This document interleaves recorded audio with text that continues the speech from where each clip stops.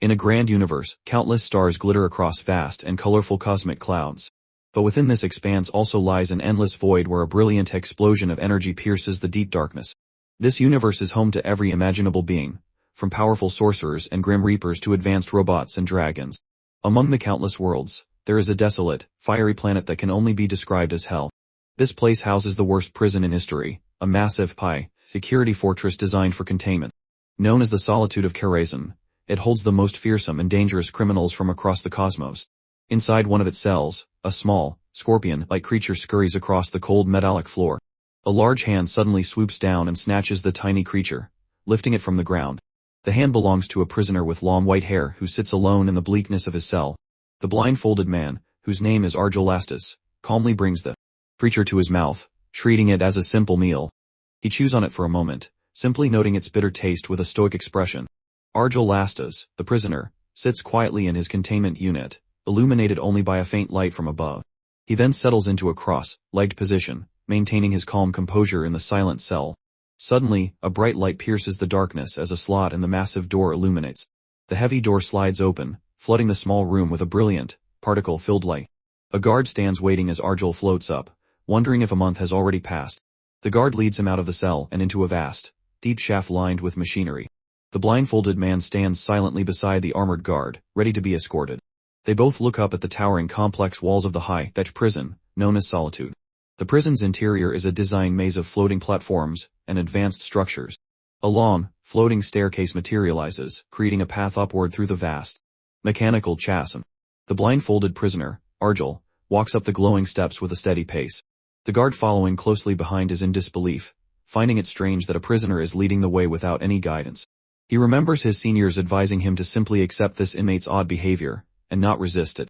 After all, the prison structure of Solitude changes every month, making any attempt to predict the layout useless. This leaves the guard completely baffled as to how the old man could possibly know the correct path.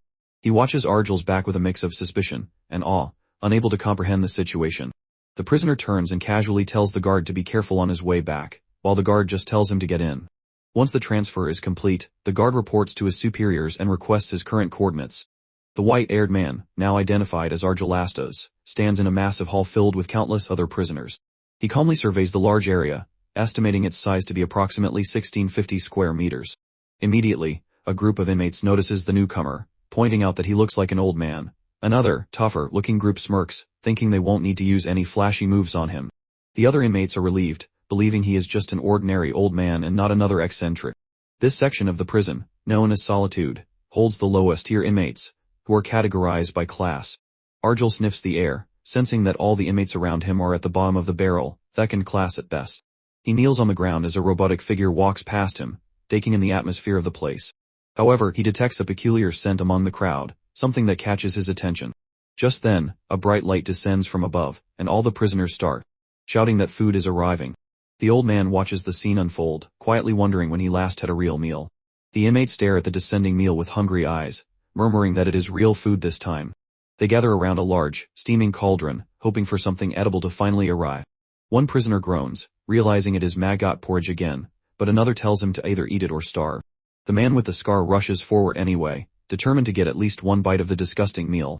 However, a massive, thug-like inmate named Tummy steps in his way, declaring that he eats first. The other prisoners complain quietly, wondering how long the stronger inmates will monopolize all the food. As Tommy and his group eat, the rest can only hope that there will be some leftovers for them. Nearby, a small boy tells his larger companion that he is hungry, and the young man tells him to hold on. A different group complains about the awful taste, but agrees that it is still better than nothing. The muscular young man watches the stronger inmates with a serious expression, his gaze fixed on them. Just then, Argel starts walking toward the food, but one of the bullies tells the old man to stop. The blindfolded man calmly states that he only wants one bowl, asking for a little respect for the elderly. A large man with a mustache confronts him, asking if he is unaware of the rules for getting food. He looks down at the old man, questioning if he is senile or just trying to cause problems. When Argel keeps walking, the man grabs his shoulder, angrily asking if he is even listening to him. The bully calls him a bandaged freak as a strange aura starts to radiate from the old prisoner.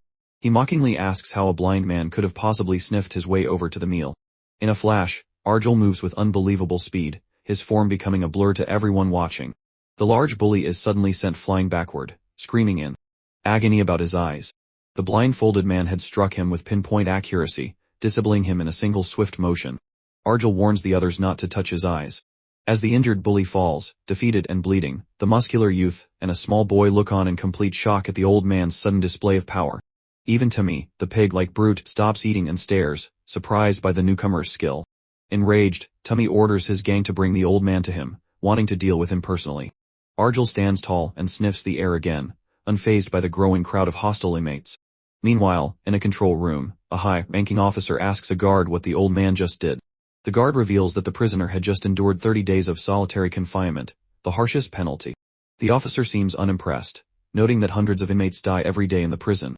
He then explains that a single cell in the facility can hold several hundred people at once.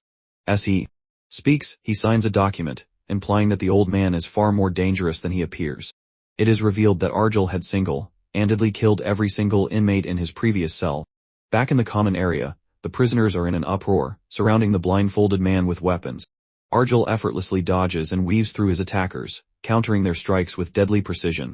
He moves like a whirlwind of destruction, cutting down his opponents with a hidden blade. Back in the office, the commander explains that while it sounds unbelievable, the report is 100% true. In just one night, the old man had killed a total of 241 people, leaving no survivors. The other inmates can only watch in horror, unable to comprehend the old man's true strength. The commander continues, adding another interesting fact about the prisoner. He reminds the guard that every inmate in solitude receives a serial number upon entry. With a sinister smile, he asks if the guard remembers what that old man's specific number is. The guard recalls his interaction with the prisoner, remembering him only as number 51. The commander smirks, telling the guard that while he might be new, the inmate is infamous. The old man, whose true name is Argel Lastos, stands over the defeated pig, and, to me, all the other inmates can only stare in absolute shock, unable to comprehend what just happened. They murmur amongst themselves, questioning how a seemingly frail old man could do all of that. Argel calmly sniffs the air as the beaten and bloodied Tommy kneels before him, utterly defeated. The muscular young man sweats, still trying to figure out the true identity of the mysterious elder.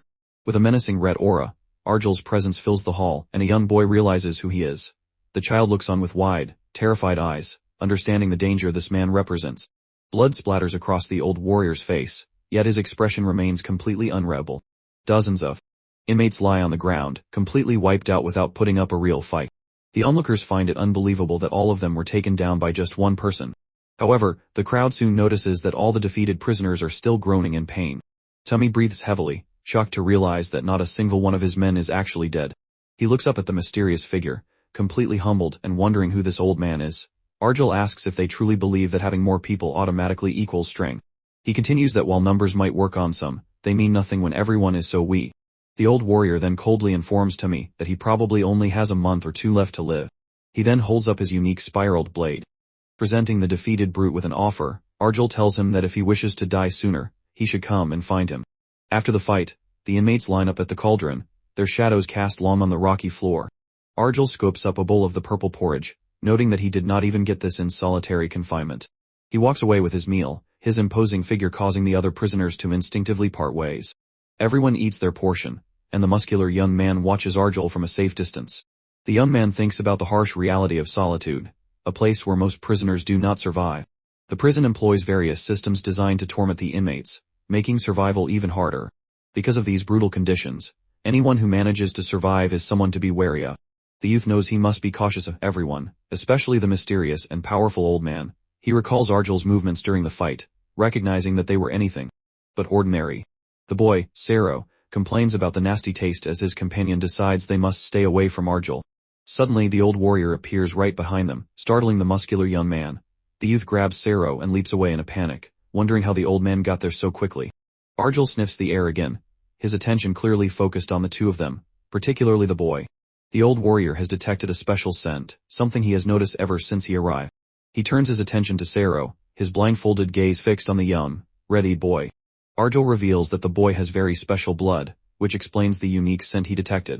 The muscular youth becomes enraged, demanding to know what the old man is talking about. Argel simply replies that instinct is the only thing that improves when you get as old as him.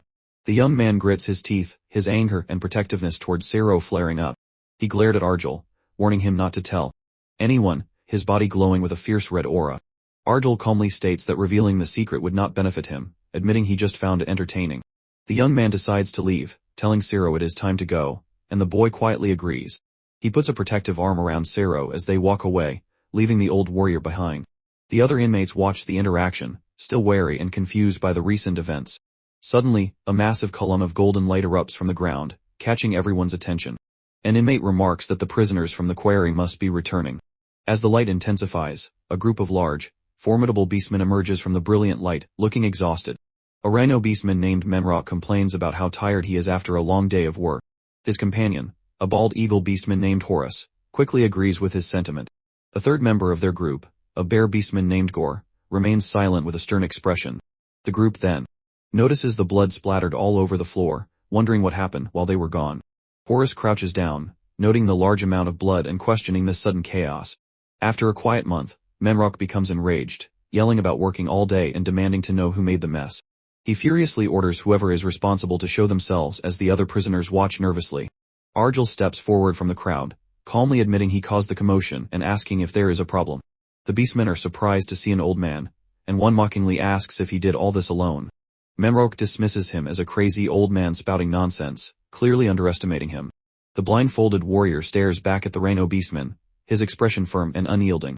Menrock loses his patience, stating he does not have time for jokes and moves to attack Argel. However, Horus watches with wide eyes, sensing an immense danger radiating from the old man. Argel remains completely still, his calm demeanor creating an unsettling tension in the air. Horus quickly moves to stop his companion, yelling at Menrock not to attack the old man. The rhino beastman sweats, confused and intimidated by the powerful aura emanating from a mere old man. The eagle beastman pleads with Argel, promising they will not harm him if he leaves them alone. Argel agrees, stating he has no business with them as long as they do not start anything. He then turns and walks away, hoping he can finally live in peace as the beastmen watch him go. Horus gulps, sweating profusely with a mix of fear and relief after the tense confrontation.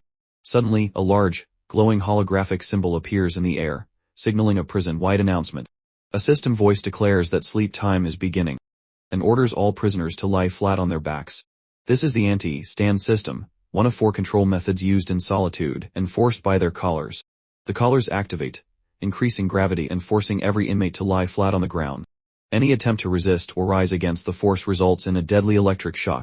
The prisoners sigh in resignation, knowing they have no choice but to lie down until morning. One inmate complains about the complete control as a small, strange bug scurries across the floor. The bizarre, multi-eyed creature appears to be some kind of parasite crawling over an inmate's veins. As they lie on the floor, Menrock calls out to his companion, breaking the enforced silence. He asks Horuk why he stopped him earlier, admitting he didn't think the old man looked that strong. The eagle beastman explains that he saw something, leaving his friend confused as they lay among the others. With a look of pure terror, Horuk reveals that he managed to see the old man's prisoner number. He confirms it was number 51, causing Menrock to react with complete shock and disbelief. Menrock is stunned, wondering how long the old man could have been imprisoned to such a low number. Horuk speculates that the old warrior has likely been there since the prison's very foundation. He points out that the number was not marked with a class designation like the other inmates. It was just a plain number without any classification, a sign of his unique status in the prison.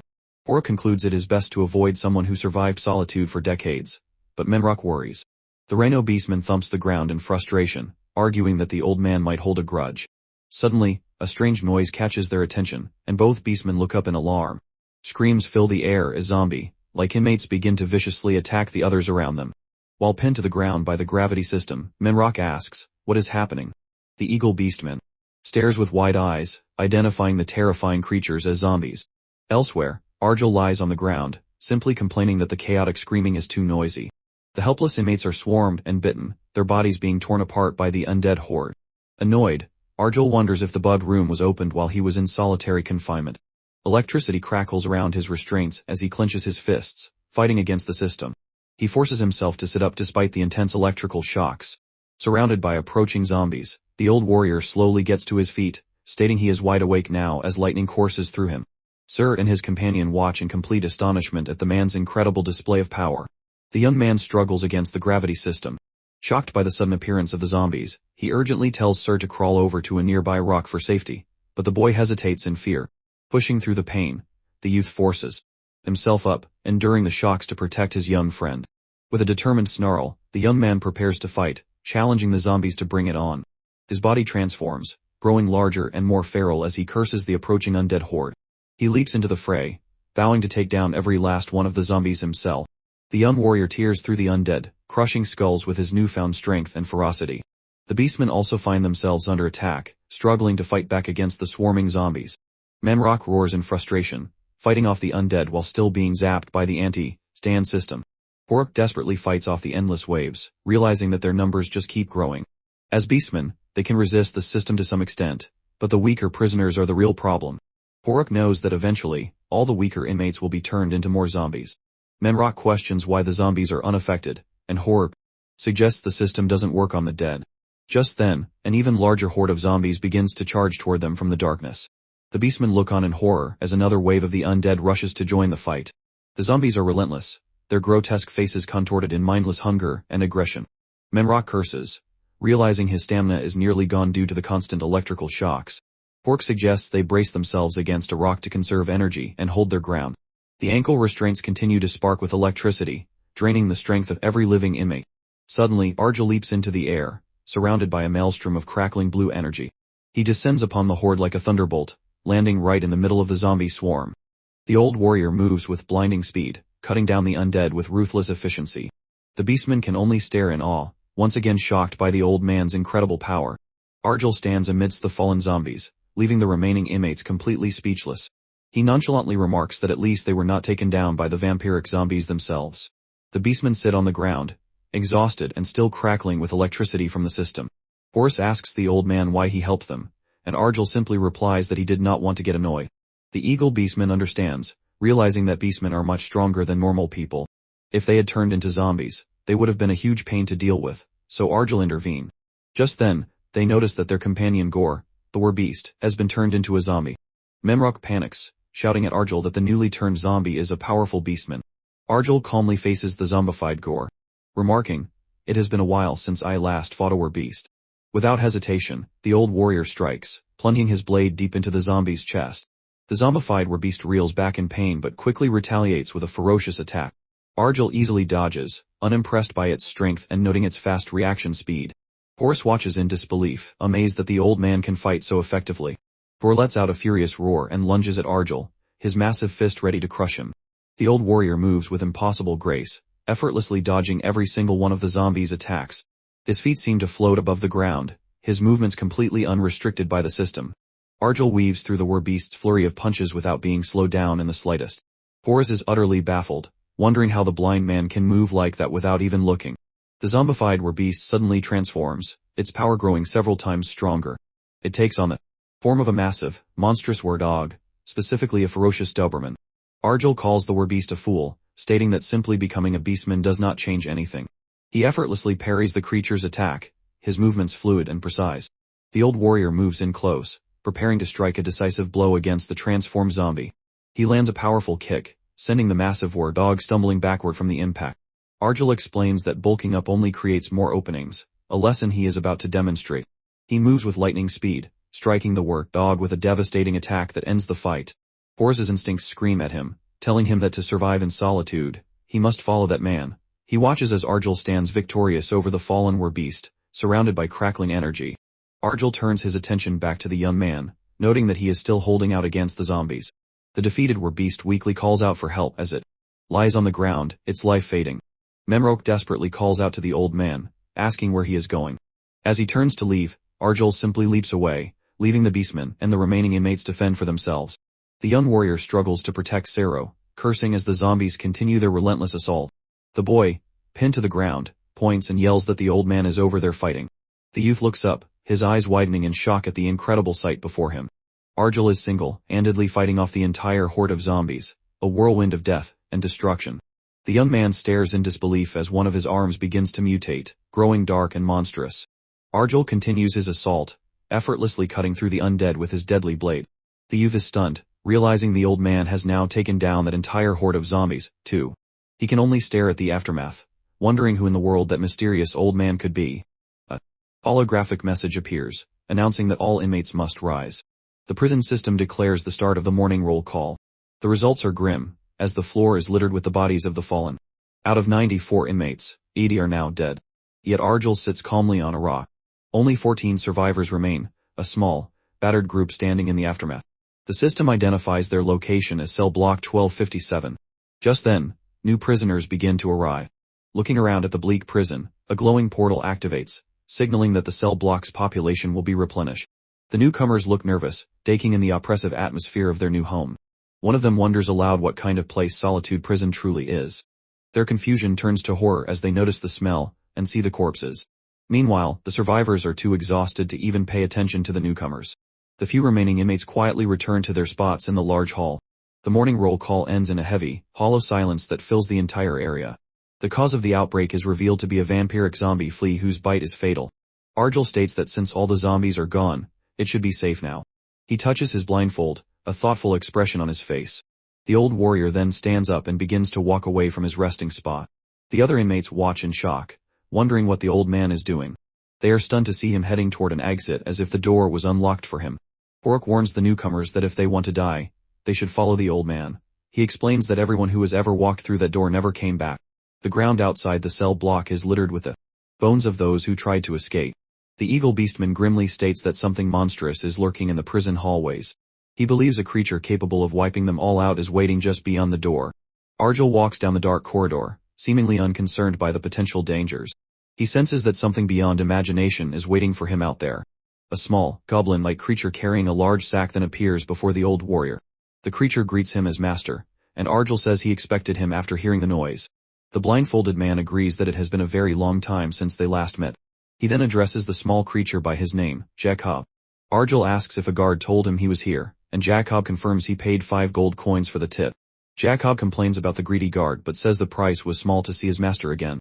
Argel cuts the conversation short, asking if Jacob is here for the usual business. The goblin gets a serious look in his eyes, mentioning that he is sure Argel has heard the news. He then asks about the shift that occurred the day before yesterday. Jacob unrolls a large parchment, asking the old man to draw the new map for him.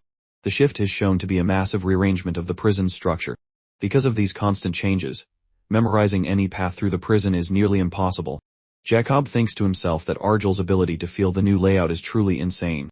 After a few moments, Argel announces that the map is finished, and Jacob thanks him enthusiastically. The goblin then offers to pull anything the old man needs from his magic bag. Argel thinks for a moment, and asks if his companion has any real food. Jacob pulls out a large portion of cooked meat, admitting he is embarrassed to trade it for such a valuable map. He then tells the old warrior that he has some juicy intel for him. Jacob reveals that a summoning is supposed to happen in all the lower cell blocks today. The two sit across from each other as the old man prepares to eat his meal. Argel thanks him for the information, admitting he can never predict when those events will happen. The goblin then nervously asks if those guys have been causing any trouble lately. He is referring to a mysterious robed group that operates under a strange red symbol. Argel reassures him that it has been quiet and tells him not to worry. So, Jacob apologizes for overstepping. With their business concluded, the goblin smiles and says he will take his leave now. Jacob bows and wishes him a safe return, and the old warrior tells him to be careful as well. Argel returns to his cell block, placing a hand on the rusty sign by the door. He quietly says the name Ken, which seems to be written on the plate. The old man realizes Jacob must have been talking about the warden who placed him in this specific cell. He thinks it might have been for the best, as his health is improving and he plans to get his reward. Back in the common area, some inmates suddenly start sniffing the air, noticing a new smell. One of them shouts in excitement, realizing it is the smell of meat and demanding to know where it is coming from. The prisoners quickly spot Argel with his bag of food, shocked to see real meat instead of worm slop. Some of the hungry inmates immediately lunge for the food but are sent flying back by a powerful blast. Hork steps forward protectively, warning the others not to lay a finger on the old man. Menrock roars in fury, asking which of them he should beat up first, and the inmates recognize him as a beastman. The other prisoners quickly retreat, leaving Argel and his small group of allies alone. The old warrior addresses the eagle beastman. Everyone stares at the large pile of steaming, cooked ribs, a rare sight in the prison. Menrock drools, asking Argel how he managed to get such a delicious meal. Ciro's eyes light up with hunger and excitement, catching his companion by surprise. Argel dismisses the question, simply telling them all to eat before the food gets cold. After they finish eating, Horus thanks the old warrior for the meal and for his help the day before. The blindfolded man tells him there is nothing to be thankful for, his expression turning grim. He explains that in a place like this, even being alive can eventually become a curse. However, he admits that he could still feel their desperation when they were fighting for their lives. He sits before them, stating that he wants to ask them something about surviving in this hellish place. He then asks the small group of survivors if they truly want to make it out of Solitude alive. Memrock immediately replies that of course they do, explaining that it is a natural instinct for survival. Arjul then poses a difficult question, asking if they would still follow that instinct if it begged them to die. That is what solitude does, he explains, and he asks them again if they truly want to live.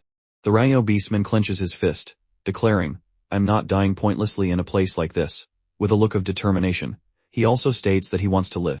Sero adds that he wants to survive so he can return home and see his father again. Arjul sits before them, his expression unreadable as he processes their resolve. The old warrior thinks about his own 66-year promise that he is determined to fulfill. He knows his time is running out, and having more allies will only increase his chances of success.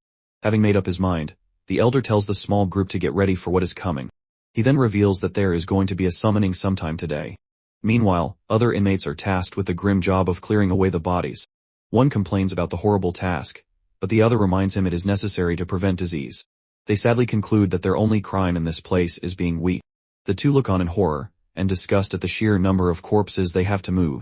A massive pile of bodies serves as a grim reminder of why solitude is called the universe's worst prison. One mentions a rumor that an old man once killed everyone, but his friend dismisses it as a lie.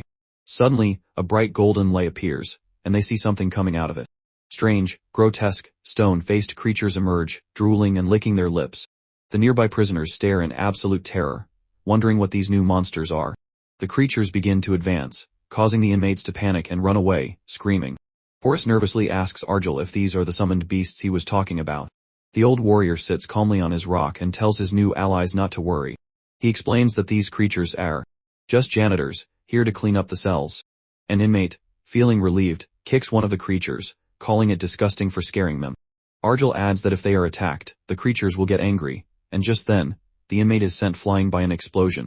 The old warrior then turns to Horus and asks about the thing he had requested from him earlier.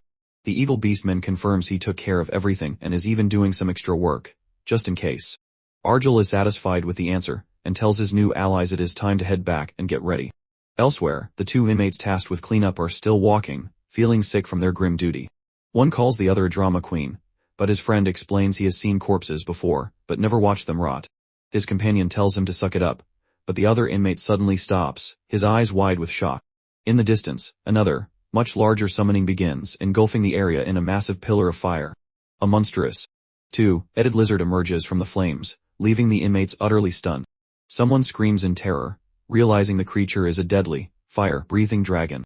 The prisoners stare in disbelief, wondering what kind of monster has been summoned into their cell block. The two-headed dragon hovers menacingly, its presence filling the entire hall with dread. Flames begin to gather in the creature's mouths, signaling an imminent and devastating attack. The inmates are frozen in fear, their eyes wide with terror, as they watch the beast prepare its assault. A massive fireball erupts from its mouths, instantly engulfing one of the prisoners in a fiery explosion. The sight breaks their paralysis, and the remaining inmates begin to scream and run for their lives. The dragon continues its attack, raining down a relentless storm of fire from above. The cell block is thrown into chaos as the prisoners desperately try to escape the spreading inferno. The fiery assault is devastating, and an inmate notes that half the prisoners in one area were burned to death. Horuk watches the destruction in horror and asks Arjul if this is the summoning he was talking about. Arjul curses, realizing they summoned the worst possible monster. He recalls Jacob's warning that the monster being summoned was the cursed, fire-breathing dragon. Memrock complains about the intense heat, wondering if they can even take the beast down. The old warrior reassures them that the setup they prepared will do its job just fine. He then tells them that if they follow his instructions, they will not die, and warns that the dragon is coming. The massive creature crashes to the ground, its fiery body sending sparks flying everywhere. Arjul gives his first command, telling everyone to remember what he is about to say. He explains that 1 second after it opens its mouth, it unleashes a 10-meter stream of fire. The old warrior instructs them to immediately get behind a rock when they see the dragon's mouth open. The group quickly takes cover as a massive blast of fire erupts from the creature's mouth. The young man holds Sir protectively, watching the dragon's every move. They realize their preparations of gathering stones and building a flame shield have paid off. Memrock complains, asking the old man for a heads next time. The Rhino Beastman then yells at Hork to switch with him, but the Eagle Beastman refuses. Sir brings the Eagle Beastman a small container of water he collected, and Hork thanks him. The old warrior tells him to mix it with dirt, and fling the mud at the dragon when it is distracted. Memrock prepares a large pile of rocks, ready to throw them at the beast. Arjul explains that even a fire-breathing dragon still needs to breathe like any other creature. He reveals that this particular dragon actually breathes through its skin. The mud covers the dragon's body, causing it to suffocate and freeze in place. Unable to see, Arjul walks toward the immobilized dragon, his blade glowing with a menacing red light. He unleashes a flurry of attacks, tearing the massive creature apart in a bloody display of power. The old warrior reflects that to survive in isolation, one must become a monster themselves. The remaining prisoners stare in shock as the fighting finally stops, wondering if it is over. They can hardly believe they managed to bring down such a powerful beast. The group of survivors stands over the dragon's corpse, their teamwork having paid off. Sir looks up at his companion, a shocked and confused expression on his face. Arjul comments that they were all ready to face death, but the danger is not over yet. To their horror, another summoning begins, and the inmates cry out in despair.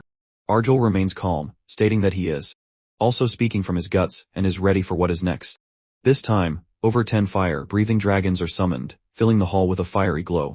The group looks on in terror, wondering if they can possibly survive against such overwhelming odds. The dragons let out a deafening roar, their collective power shaking the entire cell block. Arjul turns to face the new threat, his expression grim as he assesses the situation. The real issue is that the dragons have cut off their escape, trapping them in a sea of fire. The old warrior calmly says no, stating it would be impossible to keep them all alive this time. Horok questions his master's decision, knowing that things could be even worse out in the hallways. Memrock panics, screaming that it is more dangerous outside and questioning the plan. The evil beastman tells his friend to calm down, reminding him that the safest place is next to the old man. As he speaks, one of the dragons lunges forward, its massive head bearing down on the Rhino beastman. Just as the dragon attacks, Arjul grunts, preparing to intervene. He leaps into the air with incredible speed, his body a blur against the fiery backdrop. The old warrior lands a powerful blow, saving Menrock from the dragon's attack at the last second. Arjul turns to the stunned Rhino beastman, reminding him that he did not want to die meaninglessly. He then orders everyone to move, telling them they have no time to waste as he leads the way. The small group quickly follows him, entering the dark and ominous hallway. Horok sweats nervously, unable to see clearly and realizing this is the dangerous hallway they had heard about. The old warrior warns everyone to stay alert, as they might run into other inmates out here. He explains that a third or fourth, the first last prisoner could kill them in the blink of an eye. The eagle beastman offers to take the rear and watch their backs with his superior eyesight. Arjul agrees but gives him a stern warning to never stray from the group for any reason. As Horus follows behind, his sixth sense tells him that something far away is watching him. He begins to question if they are truly safe in this dark and foreboding corridor. His senses scream at him, confirming there is definitely something else in the hallway. He calls out to his master, suggesting they should turn back to the relative safety of the cell. A look of pure terror spreads across Horus's face as he stares into the darkness. In the distance, a tall, slender figure appears, a single red beam of light shining from its eye. Memrock panics, shouting for Horus. As the rest of the group continues down the hallway, Arjul tells him to be quiet, warning that shouting will only attract more danger. The old warrior calmly explains that among the dangers are ghosts-like beings that can change position freely. The Rhino beastman sweats, unnerved by the thought of facing actual ghosts. The elder clarifies that anything one can imagine exists in this dangerous corridor. Memrock is torn, unable to disbelieve what he saw, but still worried about finding his friend. Arjul reassures him, saying there is no need to worry about finding a mere sparrow, even if he is a bald eagle. Meanwhile, Horus finds himself alone in a seemingly endless corridor. This mysterious place was built by grand wizards and genius architects to be inescapable. He can hardly believe he was left behind in such a dangerous and confusing place. The eagle beastman suddenly senses something approaching and braces himself for a fight. A massive, muscular figure charges toward him, its footsteps shaking the ground. Horus stares in horror at the approaching beast, his eyes wide with fear. He realizes with a jolt of terror that the creature charging at him is an ogre. The massive beast swings its club, and the eagle beastman barely manages to dodge the attack. He knows he must stay sharp if he wants to survive this encounter. The ogre unleashes a powerful ground slam, but Horus leaps into the air to avoid the shockwave. He is sent flying by the force of the attack, crashing hard against the corridor wall. The eagle beastman knows he cannot possibly take on such a powerful creature alone. His survival instincts kick in, screaming at him to run away as fast as he can. Just as Horus is about to flee, he finds himself surrounded by two more ogres. He curses his bad luck, his feathers ruffled as he prepares for a desperate fight. The eagle beastman knows that the moment he is caught, he will be torn to pieces. He is forced to dodge a relentless barrage of attacks from the three massive beasts. With a cry of desperation, he leaps into the air, determined not to die in this place. However, one of the ogres manages to grab him, its massive hand closing around his body. As the beast prepares to eat him, Horus wonders if his life is about to end so meaninglessly. Suddenly, a new figure appears, landing a powerful blow on the ogre's head. It is a pig-like beastman who has arrived just in time to save the eagle beastman. He lands gracefully, ready to take on the remaining ogres himself. Horus is stunned, completely baffled by this unexpected turn of events. The newcomer explains that with a bold attack, they have successfully taken the initiative. He then steps up to the plate, announcing himself as player Becky and preparing to fight. The pig-like warrior unleashes a flurry of attacks, calling out baseball terms as he fights. He moves with surprising speed and agility, taking on the massive beasts with his trusty bat. After a short but intense battle, he prepares to land the finishing blow. He lands a devastating uppercut, knocking the ogre's head clean off in a double play. Horus is speechless, amazed that two ogres were beaten down so easily. Player Becky then smashes a two-run homer, finishing off the last ogre in style. He then celebrates his victory, enjoying the fruits of his labor as he eats the fallen ogre. Horus stares at his savior, his mind reeling from the sudden turn of events. He recognizes the number 4 on the pig's clothes, identifying him as a level 4 prisoner. Realizing he has no other choice, the eagle beastman begs the stranger for help. The pig asks what his deal is, and Horus pleads for his life, desperate not to die. Becky is amused, but then he suddenly sniffs the air, his expression changing. He grabs Horus, demanding to know who he is and why he smells like the blind old man. The pig's demeanor becomes menacing as he demands an answer. The first-class prisoner could kill them in the blink of an eye. The eagle beastman offers to take the rear and watch their backs with his superior eyesight. Argel agrees, but gives him a stern warning to never stray from the group for any reason. As Horus follows behind, his sixth sense tells him that something far away is watching him. He begins to question if they are truly safe in this dark and foreboding corridor. His senses scream at him, confirming there is definitely something else in the hallway. He calls out to his master, suggesting they should turn back to the relative safety of the cell. A look of pure terror spreads across Horus's face as he stares into the darkness. In the distance, a tall, slender figure appears, a single red beam of light shining from its eye. Manhwa panics, shouting for Horus. As the rest of the group continues down the hallway, Argel tells him to be quiet, warning that shouting will only attract more danger. The old warrior calmly explains that among the dangers are ghosts-like beings that can change position freely. The rhino beastman sweats, unnerved by the thought of facing actual ghosts. The elder clarifies that anything one can imagine exists in this dangerous corridor. Manhwa is torn, unable to disbelieve what he saw, but still worried about finding his friend. Argel reassures him, saying there is no need to worry about finding a mere sparrow, even if he is a bald eagle. Meanwhile, Horus finds himself alone in a seemingly endless corridor. This mysterious place was built by grand wizards and genius architects to be inescapable. He can hardly believe he was left behind in such a dangerous and confusing place. The eagle beastman suddenly senses something approaching and braces himself for a fight. A massive, muscular figure charges toward him, its footsteps shaking the ground. Horus stares in horror at the approaching beast, his eyes wide with fear. He realizes with a jolt of terror that the creature charging at him is an ogre. The massive beast swings its club, and the eagle beastman barely manages to dodge the attack. He knows he must stay sharp if he wants to survive this encounter. The ogre unleashes a powerful ground slam, but Horus leaps into the air to avoid the shockwave. He is sent flying by the force of the attack, crashing hard against the corridor wall. The eagle beastman knows he cannot possibly take on such a powerful creature alone. His survival instincts kick in, screaming at him to run away as fast as he can. Just as Horus is about to flee, he finds himself surrounded by 2 more ogres. He curses his bad luck, his feathers ruffled as he prepares for a desperate fight. The eagle beastman knows that the moment he is caught, he will be torn to pieces. He is forced to dodge a relentless barrage of attacks from the 3 massive beasts. With a cry of desperation, he leaps into the air, determined not to die in this place. However, one of the ogres manages to grab him, its massive hand closing around his body. As the beast prepares to eat him, Horus wonders if his life is about to end so meaninglessly. Suddenly, a new figure appears, landing a powerful blow on the ogre's head. It is a pig-like beastman who has arrived just in time to save the eagle beastman. He lands gracefully, ready to take on the remaining ogres himself. Horus is stunned, completely baffled by this unexpected turn of events. The newcomer explains that with a bold attack, they have successfully taken the initiative. He then steps up to the plate, announcing himself as player Becky and preparing to fight. The pig-like warrior unleashes a flurry of attacks, calling out baseball terms as he fights. He moves with surprising speed and agility, taking on the massive beasts with his trusty bat. After a short but intense battle, he prepares to land the finishing blow. He lands a devastating uppercut, knocking the ogre's head clean off in a double play. Horus is speechless, amazed that 2 ogres were beaten down so easily. Player Becky then smashes a 2-run homer, finishing off the last ogre in style. He then celebrates his victory, enjoying the fruits of his labor as he eats the fallen ogre. Horus stares at his savior, his mind reeling from the sudden turn of events.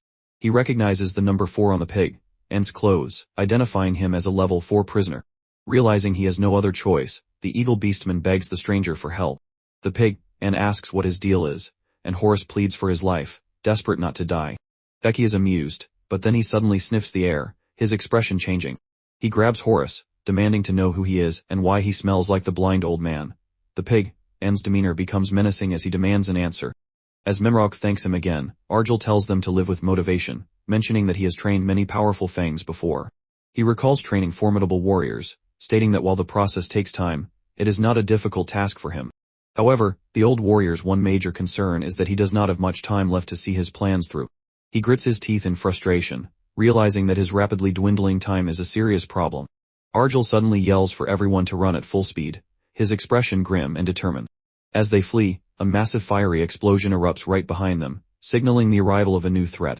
A terrifying, slender monster with glowing red eyes and blade-like limbs crashes down from above. The entire group looks back in absolute horror, their faces pale with shock and fear at the sight of the creature. The monster lands with a deafening crash, and the young man tells Sero to hold on tight as he urges everyone to run. Horace shouts at Memrock, asking what that thing is, and the Rhino beastman stammers that it is the beheader. The creature, known as the beheader, relentlessly pursues them through the dark and desolate corridor. The youth grits his teeth, recalling the old warrior's warning that even level 5 prisoners are killed easily by that thing. He realizes this is a far greater danger than the ogres they feared before and tells his panicking companions to just run. Argel effortlessly lifts both the young man and Sero, warning that getting caught by the monster means instant death. The old warrior knows he cannot afford to lose his new allies here, and decides he must draw the creature away himself.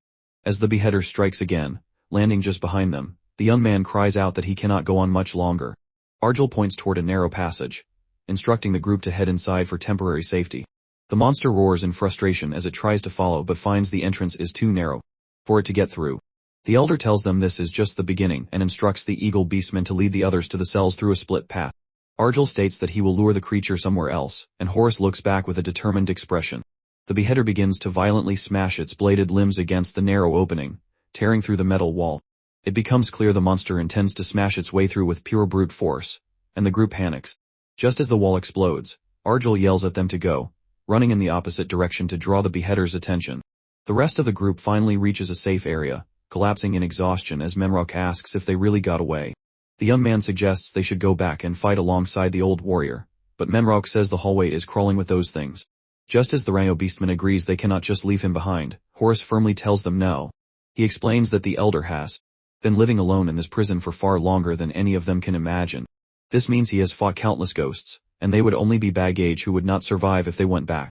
The eagle beastman reminds them their job is to get to the cells as fast as possible, and the group reluctantly agrees to leave.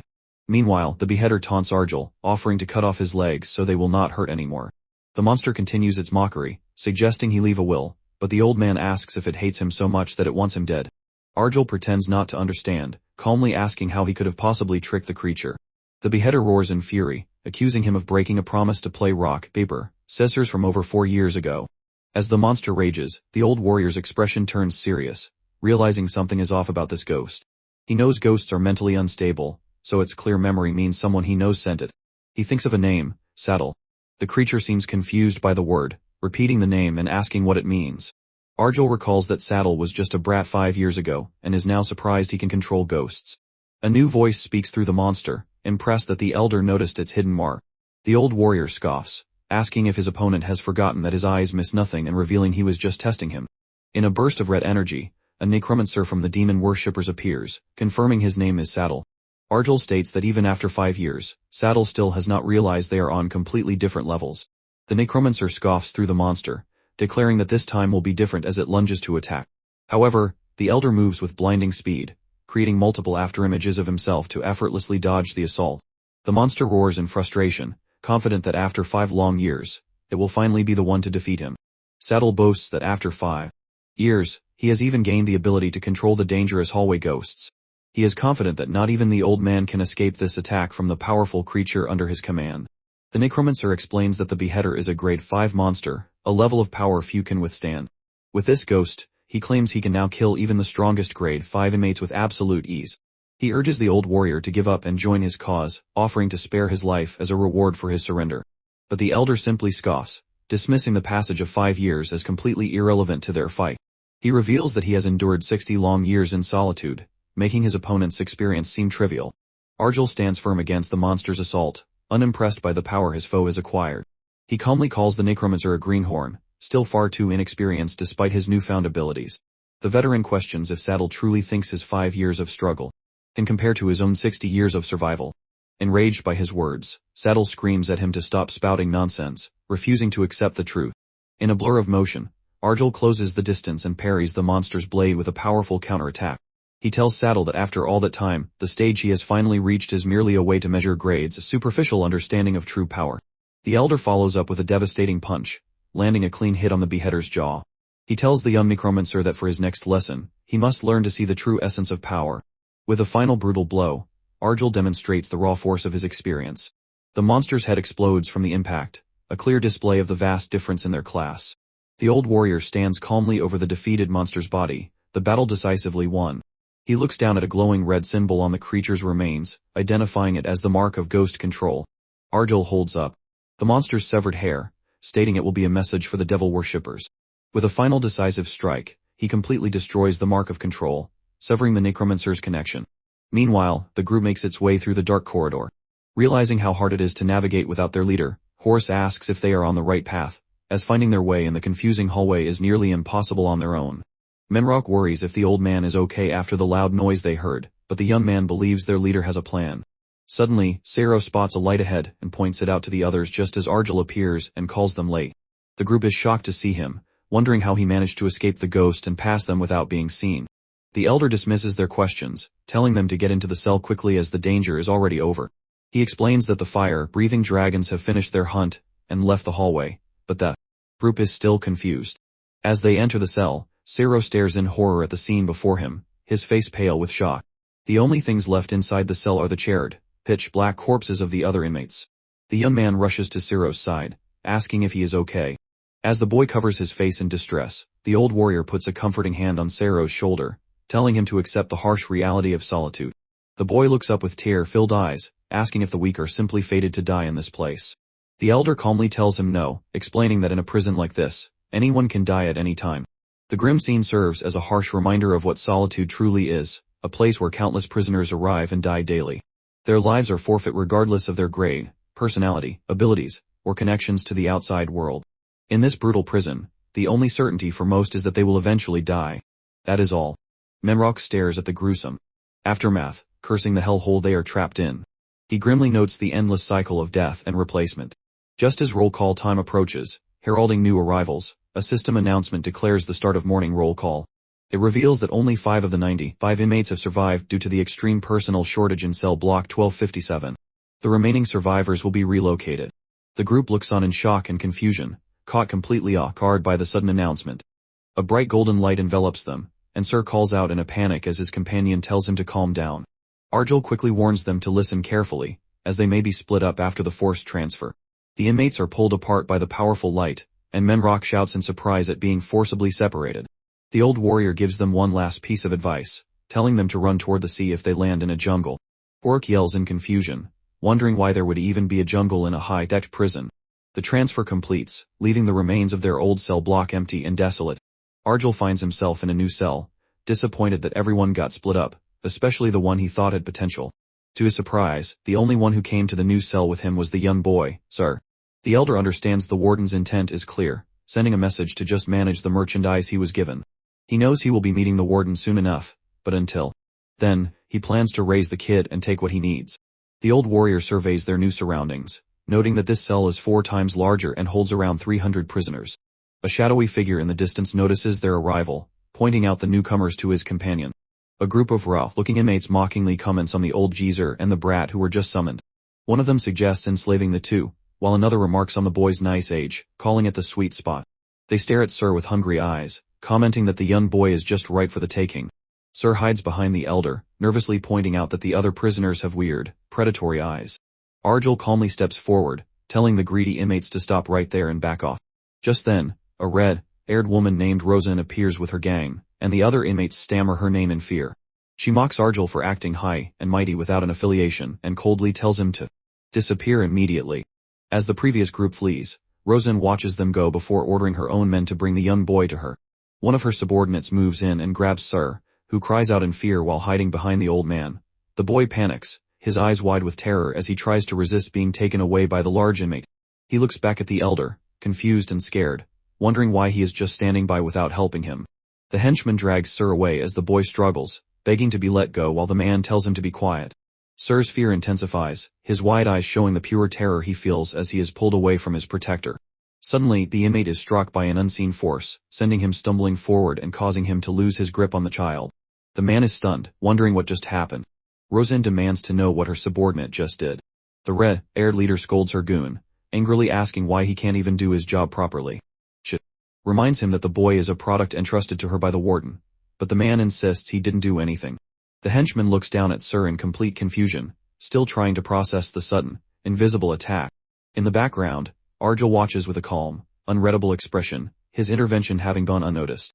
A fierce red aura suddenly erupts from Sir as his body begins to transform, his features becoming more feral. The other inmates back away in shock as the transformed boy now stands before them, ready to fight. Rosen smirks, amused by the sight, and noting that he is even wagging his tail. Deciding he is worth raising, she orders her men to hurry and capture the boy, but they hesitate, now intimidated by his new form. The transformed Sir lunges at the man who grabbed him, his face contorted in a ferocious snarl. He lands a devastating blow, sending the large inmate flying backward with incredible force. Sir growls at the man, warning him to behave as he cannot kill him, a promise he made to the old man. In rage, the henchman lunges forward to attack, but the transformed boy easily overpowers him. Another of Rosen's subordinates rushes in, scolding his comrade for being so disgraceful. He moves to strike Sir, but the boy's feral instincts take over, and he easily counters the attack. The new attacker is sent flying, crashing into his alley as Rosen's men prove unable to even catch one small brat. The enforcer then turns his attention to Arjel, demanding to know what the old geezer is doing and telling him to get lost. He raises his hand to strike, but the elder effortlessly catches his arm, stopping him in his tracks. In a single, fluid motion, Arjel flips the large man over his shoulder, slamming him hard onto the ground. He then lands a swift, decisive blow, knocking the man unconscious with a single punch. The old warrior stands over the fallen bodies, leaving Rosen and her remaining men completely stunned. The red-haired leader is impressed, her eyes fixed on the blindfolded man's display of power. Arjel looks down at the unconscious man, noting that even though he lost reason, he is no match for a Class II prisoner. He thinks that the boy is not without talent and could become far more valuable in his hands, making him worth raising. Rosen approaches, mocking the elder for standing in a daze after touching one of her kids, assuming he is fearless because of his age. The woman grins menacingly, stating that at his age, the only thing left to fear is the Grim Reaper, and she will give him one more thing to fear today. She leaps into the air, her whip cracking as she threatens to tie him up so he can't move a muscle. The red-haired woman lands, promising to peel his flesh off one slice at a time with her whip. Just as she prepares to strike, a massive figure lands between them, shouting that it is enough. Rosen is annoyed by the flashy entrance, telling the newcomer not to get in her way as she found the old man first. A large, muscular man with a strange symbol on his forehead now stands before them, his presence intimidating. The newcomer tells Rosen that it is time to retreat, but she scoffs, questioning who he thinks he is to give her orders. The red-haired woman declares she is always prepared for a war and it is bound to happen eventually. The large man stands his ground, stating that if she is not backing down, then neither is he. Rosen mocks him for being slick, noting that he has her surrounded from all sides with no escape route. The man tells her not to fall for every provocation, reminding her that if they fight, it is just what Beckham wants. Defeated, she walks away with her gang, promising to make him regret this someday.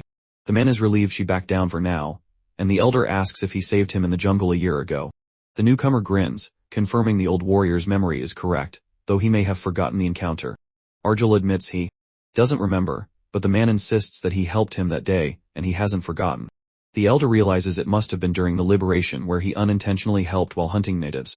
The man kneels before him, declaring that even if time has passed, the fact that he was saved doesn't change. He orders his own men to bow their heads, introducing the old warrior as their new big bro. The large man and his entire gang bow in respect, calling out to their new leader. Arjel can only scratch his head, surprised by this sudden and unexpected turn of events. Just then, Sir cries out in pain from a nightmare, begging for it to stop. The boy thrashes in his sleep, his mind still reeling from the traumatic events of the day.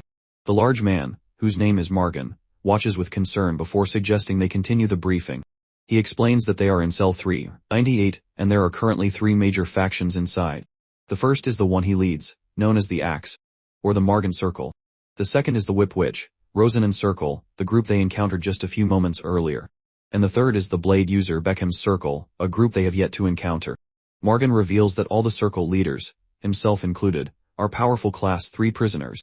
These 3 circles currently maintain the balance of power and all are preparing for release, searching near the cells.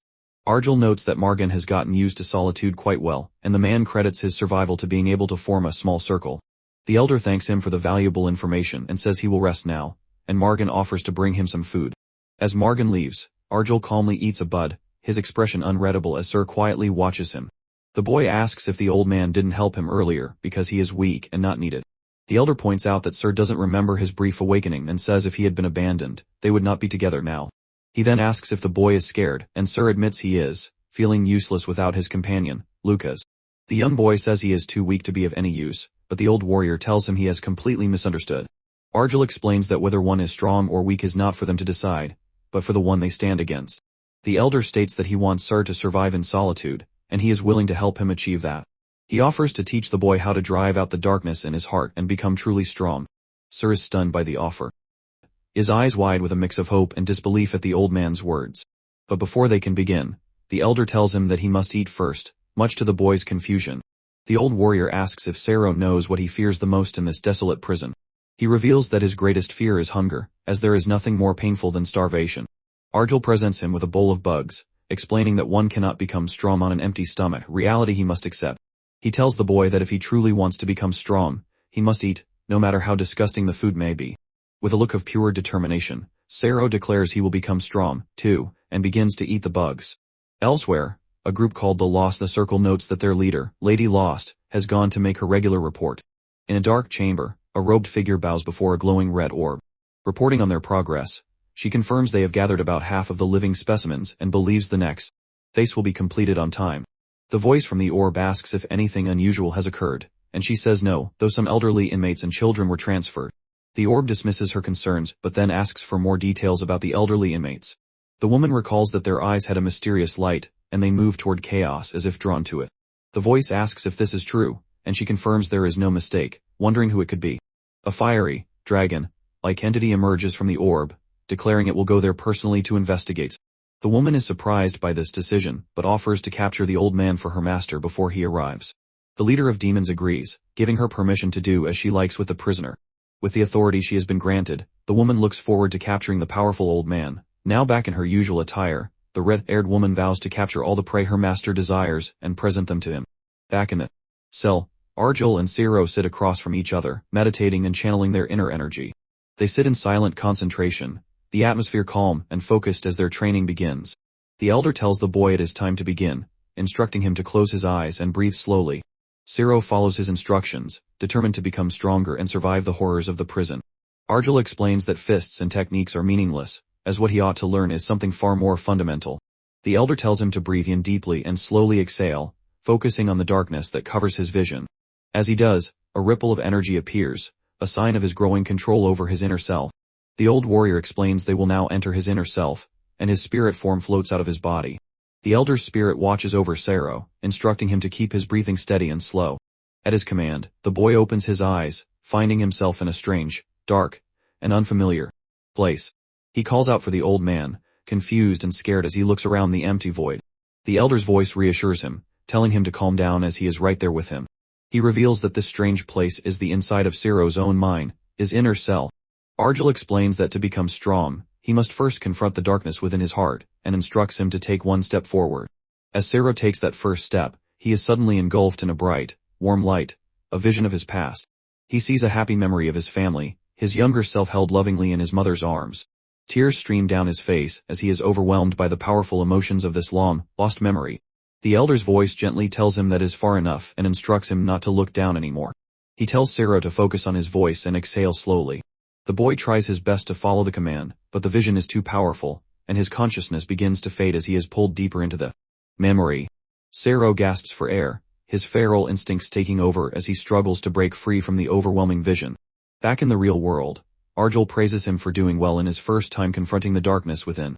He reminds the boy to never forget what he is, as the blood he carries is a part of him. Sero looks at his transformed hands, and the elder tells him that this blood will become his greatest weapon. With the training session over, Arjul decides it is time for a meal, and the boy agrees. Just then, Morgan arrives with roasted monster meat, offering it to them as a token of his gratitude. Sero notices that Morgan's men are not eating and asks if it is okay, but the old man tells him not to worry. Elsewhere, Rosen and her gang confront Morgan's men, demanding they hand over whatever they have. One of Morgan's men tells her not to act like it is all hers, but Rosen mocks him for suddenly acting like a good guy. She looks past him with a sinister grin, surprised to see that he is still alive after their last encounter. He reluctantly hands over their findings, understanding that he has no choice but to comply with her demands. Another of Morgan's men brings over the bodies of the fallen, adding them to the pile. He explains that one of the bodies belongs to a circle member who died in the hallway the day before. Sero is horrified to realize they are trading corpses for food, and the elder confirms they also eat them. The old warrior grimly explains that this sort of thing happens often in the brutal reality of solitude. As the other inmates celebrate their disgusting haul, Sero is overcome with nausea and throws up the meat he just ate. Morgan tells his boss to rest up as he and his men are heading back to eat as well. As they leave with their grim meal, Arjul looks on with a pensive expression, feeling they got the short end of the stick. He turns to Sero, telling him to eat all the monster meat and bugs he wants, but to never become like those people. Elsewhere, another group of inmates boasts about their latest kill, mocking their victims' pleas for life. They agree with their leader, Beckham, that first-class prisoners are trash who cannot even fight back properly. Just then, the man himself, Beckham, arrives with his own circle, his presence commanding respect and fear. He approaches Morgan and his group, who are surprised to see the leader of the third faction. The two leaders stand face to face, the tension in the air thick with unspoken rivalry and suspicion. One of Morgan's men is surprised that Beckham is willing to share food and loot, as their circles are on bad terms. The man explains that is not always the case, as Beckham never picks fights first, preferring to keep everyone under his control. He then reveals that the other leader wants to speak with their boss, and asks if they should go together. The elder tells Sero to head back alone while he goes to meet with Beckham, but the boy is hesitant. Sero sits with his guards, who complain about being stuck babysitting a brat while everyone else is at Beckham's feast. One of them looks at the boy with hungry eyes, commenting that his meat must be nice and tender. The other warns him to stop drooling, reminding him that if their captain finds out, their own meat will end up on Rosen's plate. Sero is left alone with his dark thoughts, wondering if he can ever become as strong as the old man in a place like this. He recalls his earlier conversation with the elder, who asked if it was his first time seeing someone truly strong. The boy had eagerly confirmed, even asking if the old warrior was not human due to his incredible power. Arjul had simply stated he was human, but Sero pressed further, asking if he could use energy or mana. The elder had explained that while he could not use mana, he could control energy to some extent. Sero, full of curiosity, had excitedly told him that he had tons more questions to ask. He had asked about the old man's age, and Arjul had simply replied that he was 88. When asked about hobbies, he said he had none but would take walks in the hall when he could not sleep. The boy then asked if he had any friends, and the elder had replied that some were cold on the outside but warm inside, and one even looked like a bear. Finally, Sero had asked the most difficult question of all, why he had come to solitude in the first place. A grim silence had fallen between them, a bloody image flashing through the old warrior's mind. He had simply stated that his wife died, a truly beautiful woman who was always smiling, before saving the rest for another time. Back in the present, Sero is startled by a sudden noise, his eyes darting around in alarm. He senses danger approaching, his instincts on high alert as he prepares for a potential attack. A whip cracks through the air, and Sero finds himself surrounded by Rosen and her gang. The boy is sent flying by the force of the attack, crashing hard against the unforgiving prison floor. Rosen looks down at him, a predatory smile on her face as she asks where the old man they are looking for is. She mockingly calls him a little pup, and the boy panics, his mind racing as he tries to figure out what to do. He realizes with a jolt of terror that the old man is not here to protect him, leaving him completely alone and vulnerable. With a demonic grin, the woman beckons him to come closer, and the boy desperately tries to find a way to survive this new threat. Sero grits his teeth, enduring the painful lash of the whip as he is sent flying backward by the force. The red-haired woman comments on his surprising endurance, wondering what changed since his panic attack the day before. Terrified, the boy begs her to stop, warning that something terrible will happen if she lays another hand on him. Rosen scoffs at his words, questioning if it is a threat and taunting him to hurry up. As she is getting bored, she encourages him to bark, and a red aura erupts around Sir. In a grin, she mentions being sad lately because all her other pets have been dying one by one. She then swings her whip again, hoping this new pet will be able to endure a bit longer than the others. The whip coils tightly around the young boy's ankle, trapping him completely. The woman yanks him off his feet, sending him flying across the cell floor with a powerful tug of her whip. He soars through the air, completely helpless as Rosen stands below amidst a fiery, intimidating aura. She pins the defeated boy to the ground with her foot, wondering when the old man will finally make his move. Meanwhile, Argel sits with Margan and Beckham around a meal, finding the entire situation interesting. Beckham notes that the elder came to this cell right after hunting in the corridors, and then asks him a question.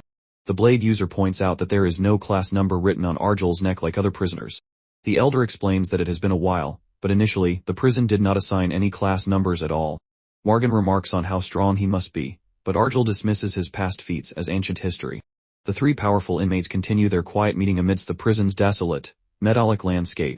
Beckham reflects on the elder's story, noting it is his first time seeing a survivor without a class number. He recalls the story of him fighting jungle natives alone, and his expression turns suddenly serious. An intense glint appears in his eye as he decides he should test the mysterious old man's strength for himself. Margan shivers, wondering what the sudden chill was, and blaming it on not having eaten properly lately. The elder then excuses himself to leave, and Beckham asks why he is going so soon without even eating. Argel explains he has a child to look after but will take the monster meat with him as he walks away. Beckham thinks to himself that while Margan did not sense it, the old man showed no reaction to his killing intent. The blade user watches him go, his expression serious as he vows to remember the name Argel. Meanwhile, Sir lies chained and defeated on the floor as one of Rosen's men congratulates her. The red-haired woman smiles with glee, her henchman praising the new pet as perfect for her taste. The boy lies still, his body hurting too much to even make a sound as he wonders how much he will struggle. He thinks that if he just acts like a pet, it might not hurt as much and he might see his brother again someday. Suddenly, one of her men rushes in, and she angrily asks if he wants to be killed for being so noisy. The man nervously reports that the old man has appeared, causing a spark of hope to ignite in Sir's eyes. The henchman stammers, trying to explain there is a big problem with their unexpected visitor. With a terrified expression, he reveals that the old warrior is not alone. The woman is stunned to see Argel standing before her, backed by the full force of the other two circles. Margan shouts at Rosen from the crowd, telling her that she does not seem to value her life. She calls him a parasite, and challenges him to attack if he is so confident, but he fumes at her disrespect.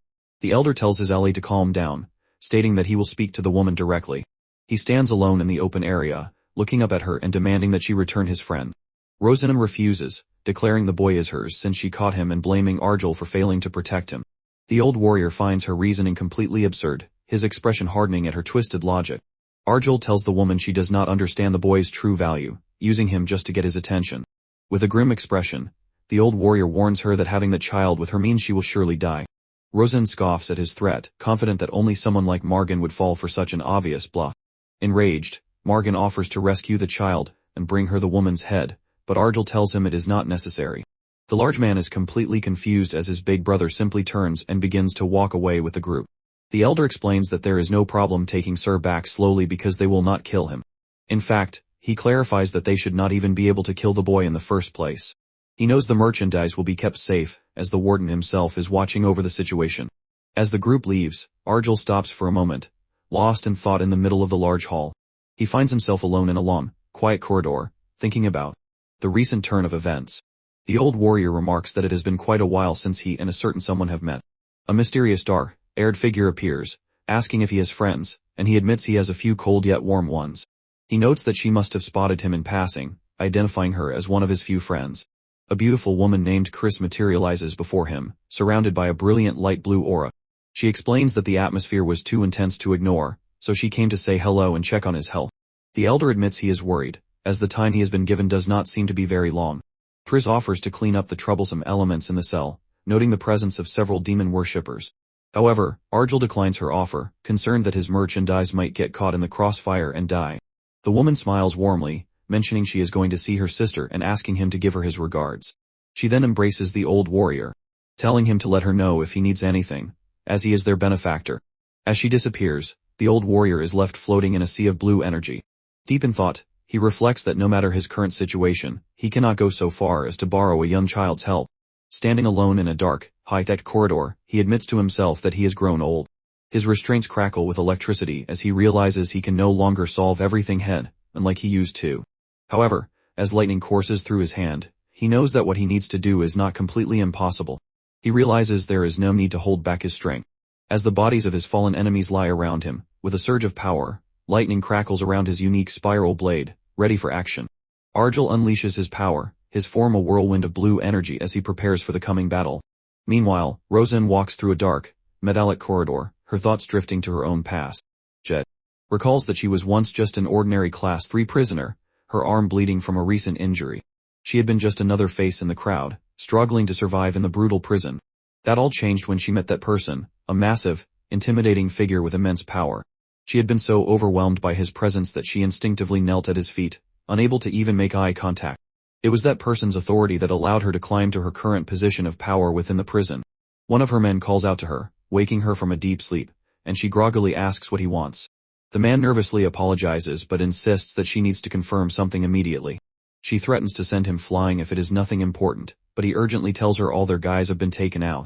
He explains that when they woke up, everyone was already dead, and the red-haired leader is completely stunned.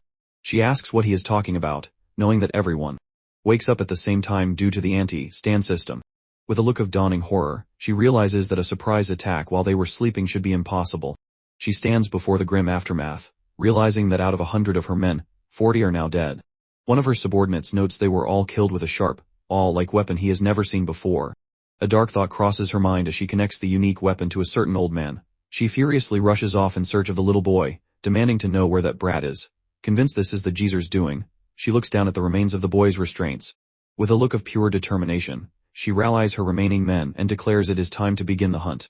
Meanwhile, Sir wakes up to find himself safe with Arjul, who asks if his consciousness has returned. The boy hangs his head in shame, realizing that the old man has saved him yet again. He tells the elder that after everything he has been through, he finally understands that he must protect himself. The young boy clenches his fists, a new resolve burning within him as he addresses the old warrior. With wide, determined eyes, he declares that he wants to become stronger, no matter what it takes.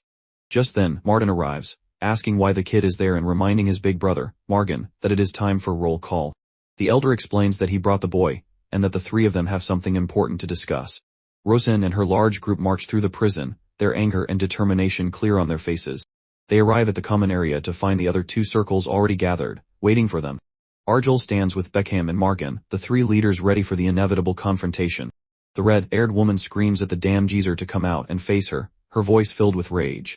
She tells Margan to shut up, declaring that her only business is with the old man who crossed her. She accuses him of taking out her subordinates and kidnapping her little boy, her anger reaching its peak. The elder calmly looks back at her, asking if he should kill her too and put her on the dinner table. Arjul calls her noisy for not understanding the situation, but she demands to know what he just said. With a stern expression, he simply repeats that she is loud, his voice cutting through the tension. The red-haired woman trembles with rage, unable to form a coherent response to his calm dismissal. The elder then turns to the other two leaders, asking for their thoughts on the proposal he just made. Margan quickly agrees, stating that since it is his big brother's proposal, it is a very welcome one for his circle. Beckham also agrees, noting that while there might be casualties, the potential reward is worth the risk. The elder then turns back to the confused Rosen, explaining that he was making a proposal to the other two circles. He calmly suggests that since 40 of her men are already dead, they should hold a feast and capture the remaining 60 as slaves. The red-haired woman is completely stunned by his audacious proposal, her mind reeling from the implications. A cold sweat runs down her face as she realizes the terrifying reality of her situation. Each of the three circles had 100 members, maintaining a delicate balance of power. But now, thanks to the old geezer's actions, many of her forces are dead, and the balance has been shattered. The new alliance now has a combined force of 200, while her circle is left with a mere 60. She realizes this creates a power gap too large to handle, and a reflection of her defeat appears in her eye. An overwhelming sense of fear rushes in as she looks out at the massive army now standing against her. Her mind goes blank, unable to think of any possible way to escape this hopeless situation. She knows there is no way to win against forces more than triple the size of her own. As the massive army charges forward, Arjul leads the attack, his form a blur of red-hot fury. The two sides clash in a brutal and bloody battle, the sounds of fighting echoing through the prison. Rosenen's forces are quickly overwhelmed, their bodies torn apart by the sheer numbers of their opponents. Rosen fights desperately, swinging her whip in a bloody frenzy as she is completely surrounded and overwhelmed. In the chaotic fray, a sharp blade finds its mark, piercing through the red-haired woman's chest. She is quickly swarmed and stabbed from all sides, her body falling amidst the relentless assault. Arjul watches the grim scene from a distance, calmly remarking that he had already warned her of this fate. After the battle, he enters a hidden chamber, and finds a strange altar with a glowing red orb, a clear sign of the demon worshippers. He picks up the object, identifying it as a life force orb, and noting that they have been gradually collecting them. As he holds the orb, a powerful red energy emanates from the altar, enveloping him completely. The elder seems annoyed, realizing that being involved in such troublesome matters will likely delay his meeting with the warden. He then speaks to the orb, calling out to someone named Darkus and asking if he is listening. Argel recalls his previous encounter with Saddle, who was linked with a ghost, and mentions he severed that connection. He warns Darkus to stop pursuing him, telling the demon worshipper that he will regret it if he continues. A new, deep voice suddenly speaks from the altar, dismissing the old warrior's words as boring chatter. The massive demonic figure of Darkus appears, taunting Argel and asking if he is scared. The elder retorts, asking if he looks like someone who would fear him, and begins to crush the life force orb in his hand. With a final, decisive squeeze, he shatters the orb, warning that if Darkus chases him, he will die without fail. Elsewhere, in a lavish room, a long-haired man with red eyes sits calmly, sipping from a fancy chalice. This powerful figure is revealed to be the Vampire King, Endurez, a terrifying and high-ranking Class 8 prisoner. As someone tries to approach, the Vampire King angrily tells them to get lost, threatening to kill everyone in the room. Suddenly, Darkus appears before him, calmly stating that he has something he needs to discuss with Endurez. The demon commander, also a Class 8 prisoner, reveals that he has a proposal for the Vampire King. The Vampire King calmly sips his drink, remarking that as always, the demon commander has no sense of manners. Darkus reminds him that they both serve the Void Constellation, and insists the proposal is good for him, too. The massive demon commander then makes his request, asking for help to capture the old warrior Argel. However, Endurez flatly refuses, stating that among black magic users, there is no true master or disciple relationship. He advises the demon to give up, claiming the old man is completely out of his league, which enrages Darkus. The commander warns the Vampire King that a time will come when he will regret making this choice. With a menacing, toothy grin, Darkus declares that he will simply capture Argel all by himself. The Vampire King simply smirks back, sarcastically wishing him the best of luck with his foolish endeavor.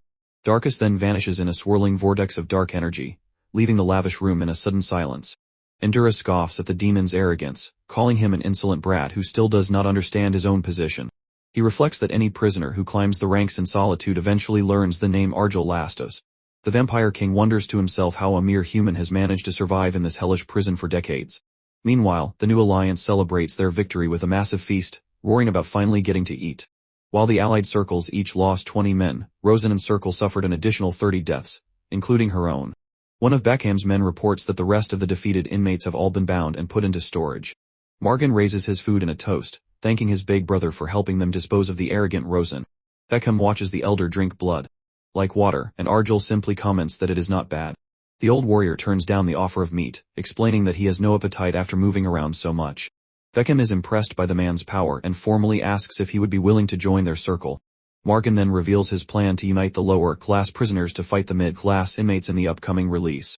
However, Argel calmly declines the proposal, his expression unreadable as he looks back at Beckham. The blade user asks why, and the elder explains he is too old for such grand things and will support him instead. He then turns to Margan, and clarifies that he has no intention of joining his circle either. Much to his surprise, Beckham asks if he will not come with them. But Argel simply excuses himself, stating he is busy taking care of a child. The two powerful leaders can only stare in confusion, both wondering why he would be taking care of a child. 6 days later, the old warrior and Ciro are back to their training, and it is time for the boy to enter his inner self again. Ciro asks why he has to walk through his memories, and the elder explains it is to know what he truly desires. With that, they begin their meditation, both sitting cross-legged in silent concentration. The boy finds himself back in the dark, watery expanse of his own mind, a familiar yet unsettling place. He remembers that this is his 8th time entering his inner self, and this time he must try to walk forward continuously. He recalls that all of Argel's training has been focused on inner cultivation, forcing him to confront painful memories. As he walks, he is bombarded with visions of his past, his mother begging him to come back as his father blocks the door. The boy realizes that he would rather be beaten and feel physical pain than relive these traumatic experiences. He sees memories of partying with loved ones and his home being destroyed by massive war machines, but he forces himself to push forward, trusting that the old man has a reason for making him do this. The elder's voice echoes in his mind, reminding him to never look down when he is in the darkness. With new resolve, the boy agrees, his eyes filled with a mix of fear and determination as he thinks about the old man. He continues his long, arduous walk through the dark void, pushing past the pain and the memories. After what feels like an eternity, he reaches the edge of a cliff, a dead end with nowhere else to go. Just then, the elder's voice commands him to proceed if he truly wants to become strong, leaving the boy terrified. Sweat pours down his face as he admits he is scared, but he knows he must become strong. He takes a deep breath, determined not to lose any more precious people in his life. With a renewed sense of purpose, he steps off the cliff, reminding himself he will be fine as long as he does not look down. But as he falls, his eyes widen in terror as he realizes he is not alone in the dark abyss. Something is there at his feet, a swirling vortex of dark purple energy that seems to be calling to him. A voice echoes from the darkness, greeting him after what has been a very long time. The voice expresses its sadness that he has not called for it until now, and the boy realizes it is talking to him. He nervously tries to respond, but the voice asks if he can hear it or if he is ignoring it again. The dark entity blames him for his people's suffering, and the boy is stunned by the accusation. It claims that if he had not been so selfish, his people would not have died, they suffered because of him. A massive, multi-demonic creature emerges from the darkness, its presence overwhelming and terrifying. The boy struggles to breathe, the immense pressure crushing him as he begs for the pain to stop. His eyes widen in pure terror, the psychic assault becoming too much for him to bear. He lets out a final, agonizing scream as the darkness threatens to consume him completely. Just as he is about to be pulled into the abyss, a hand reaches out and grabs him, pulling him back to safety. His body transforms, his features becoming more feral as he grits his teeth against the overwhelming pain. Back in the real world, the boy collapses on the floor as the elder stands over him, the intense training session finally over. Arjul congratulates him, a small smile on his face as he looks down at the exhausted but transformed boy. Sir looks at his own body, shocked to see that it has grown bigger and more powerful. After facing the darkness within, the old warrior looks up with a serious expression, sensing that the time for their next challenge has finally come. The elder tells the boy to follow him, promising to teach him what he truly desires. Sir is confused, his mind still reeling from the intense training as he wonders what it is that he desires. Arjul looks back at him with a serious expression, proposing to teach him how to fight. He then floats into the air, his body weightless as he prepares for their first combat lesson. The boy is shocked as a fist flies toward his face, his mind struggling to process the sudden attack, but his instincts kick in and he manages to dodge the punch, surprised by his own newfound reflexes. However, the elder is relentless, landing a powerful blow that sends the young boy flying backward. He lands hard on the ground, and Arjul explains that to become skilled in combat, several methods are necessary. The first, and most important, is to learn to fight with pure, unadulterated instinct. The two clash in a flurry of blows, the elder pushing his new student to his absolute limits. He tells the boy to draw out the wild instincts from within, and use them to their fullest potential. The old warrior notes that while Sir's power is good, his movements are far too obvious, and easy to predict. He easily counters the boy's attack, sending him flying once again with a well-placed strike. Arjul tells him to stop thinking and simply follow his impulses. Embracing his feral nature, he urges the boy to fight with the feeling that he will smash everything in his path, unleashing his true power. As they continue their intense spar, the boy's attacks become faster, more fluid, and far more unpredictable. The elder notes that his student's attacks are no longer just focused on his head but have spread out to his entire body. He realizes the boy has started using pure intuition instead of his head, a sign of his growing talent.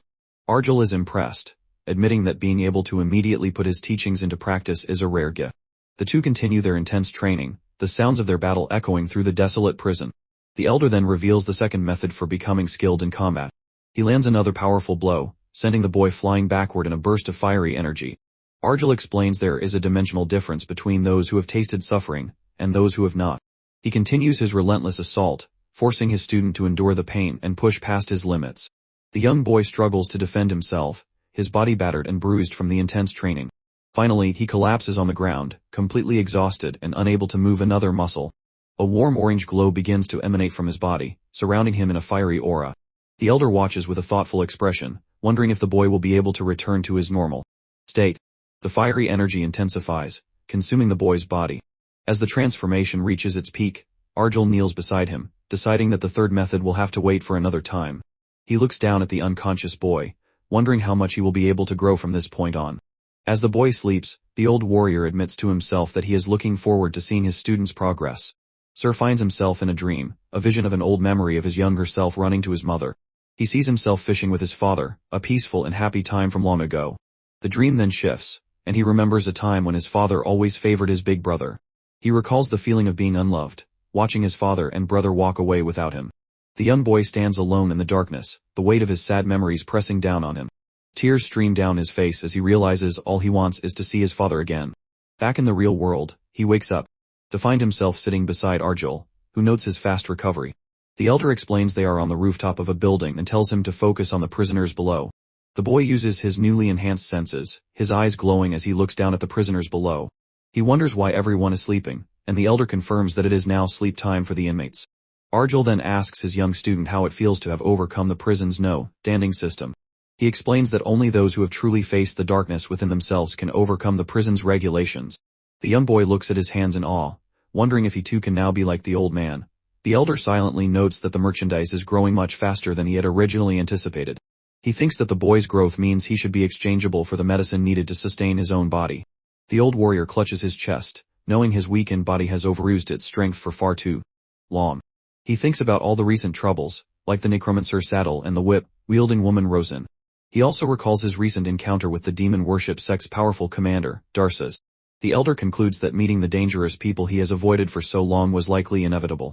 Elsewhere, an inmate carefully polishes his large blade, preparing for the coming event. Other prisoners are also getting ready, with one leader telling them not to let their guard down. Morgan reflects on his 3 years of survival, feeling he has now grasped the intuition needed for this day. He stands ready and determined, vowing to skillfully get through the coming challenge once again. Sir notices that everyone seems busy, and the elder confirms that today is release day. The old warrior explains it is a system designed for prisoners to anticipate, and many will die today. Suddenly, they both look up, a strange and unexpected phenomenon catching them completely off guard.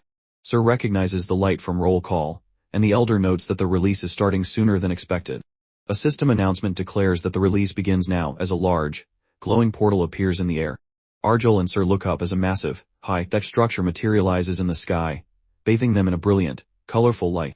A towering pillar of golden hexagonal energy erupts from the ground, identified as Lower Corridor 8972. The other prisoners are engulfed in the intense light, their faces a mix of shock and confusion as the event unfolds. The elder explains that this is the Kraus, a system that forces all inmates out of their cells and into the corridors. He warns that the corridors are dangerous places filled with monsters, but they also present a great opportunity. Arjul then senses a new threat approaching, and tells Sir to get ready. As the first wave of enemies arrives, a group of small, goblin-like creatures armed with sharp daggers suddenly charges toward them from the light. A massive horde of the creatures swarms out from the portal, their high-pitched shrieks filling the entire area. The young boy is completely overwhelmed by the sheer number of monsters charging directly at them. The old warrior calmly tells his student to prepare himself, as today they will finally experience real combat.